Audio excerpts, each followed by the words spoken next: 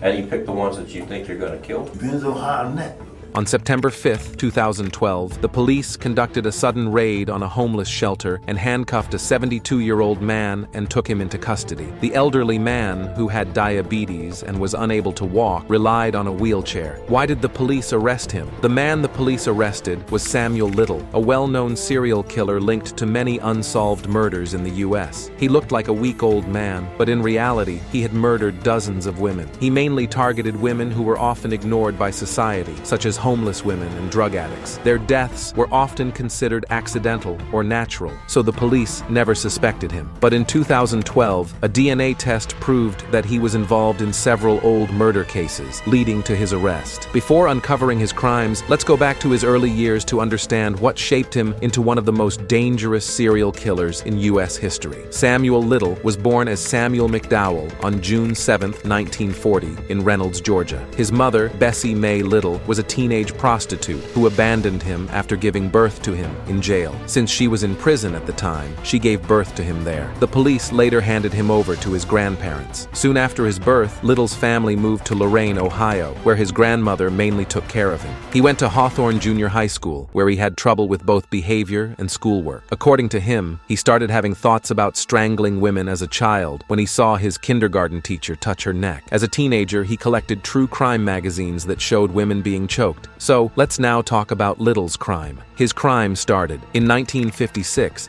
After being found guilty of breaking into a property in Omaha, Nebraska, Little was sent to a facility for young offenders. And in the late 1960s, Little moved to Florida to live with his mother. Samuel Little worked at different times as a cemetery worker and an ambulance attendant. He also mentioned that he started traveling more and getting into trouble with the law, being arrested in 8 states for crimes like drunk driving, fraud, shoplifting, prostitution, armed robbery, assault, and rape. While in prison, Little took up boxing and called himself a former professional fighter. In 1961, Little was sentenced to 3 years in prison for breaking into a furniture store in Lorain. He was released in 1964. By 1975, he had been arrested 26 times in 11 different states for crimes like theft, assault, attempted rape, fraud, and attacks on government officials. In 1982, Little was arrested in Pascagoula, Mississippi, and faced charges for the murder of 22-year-old Melinda Rose LePray, who went missing in September 1982. A grand jury did not indict him for her murder. However, while under investigation, Little was sent to Florida and tried for the murder of 26-year-old Patricia Ann Mount, whose body was found in September 1982. Witnesses said Little was with Mount the night before she disappeared, but he was acquitted in January 1984 due to doubts about the witnesses. Little then moved to California, staying near San Diego. In October 1984, police arrested him for kidnapping, beating, and strangling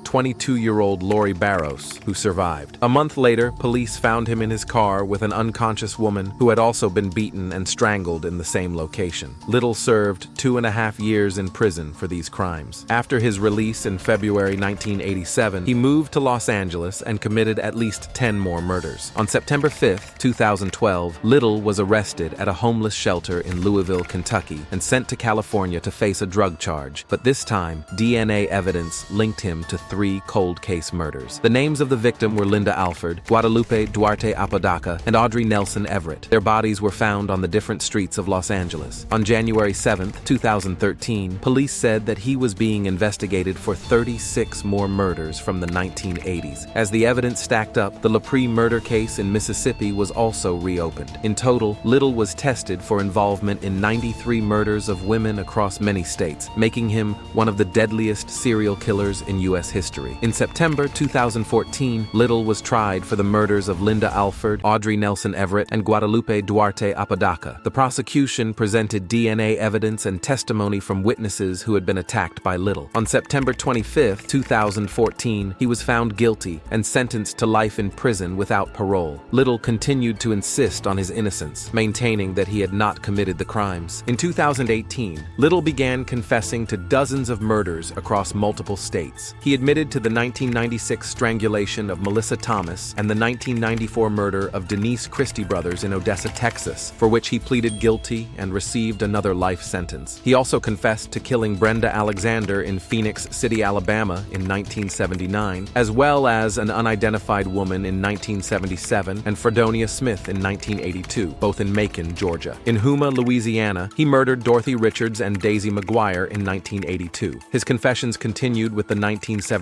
murder of Julia Critchfield in Gulfport, Mississippi, and the 2005 killing of Nancy Carroll Stevens in Tupelo, Mississippi. Authorities also linked him to the 1978 murder of Evelyn Weston near Fort Jackson, South Carolina, and the 1982 murder of Rosie Hill in Marion County, Florida. By November 2018, the FBI confirmed 34 of Little's confessions and was working to match the rest to unsolved cases. Little confessed in exchange for a transfer out of Los Angeles County Prison. Little also drew portraits of many women he killed. The FBI released these drawings to help identify victims. One drawing solved a cold case in Akron, Ohio, shedding light on a crime that had been unsolved for years. In November 2020, Little confessed to 2 Florida murders, one of which another man had been wrongfully convicted. On April 22, 2022, a woman Little killed in Memphis, Tennessee, was identified as 30-year-old Zena Marie Jones. Her body had been found on the Arkansas side of the Mississippi River in 1990. Little admitted to 93 murders,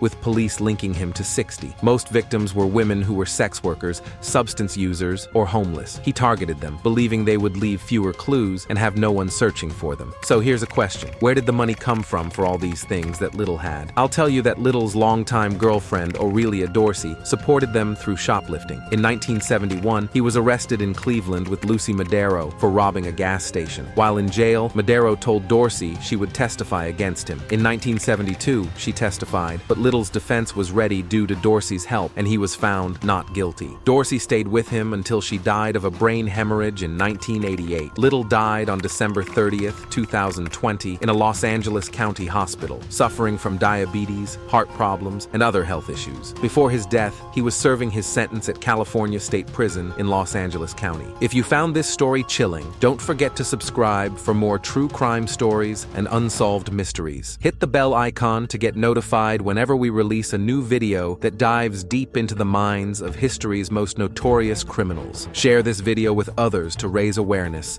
and ensure these forgotten victims are never forgotten again.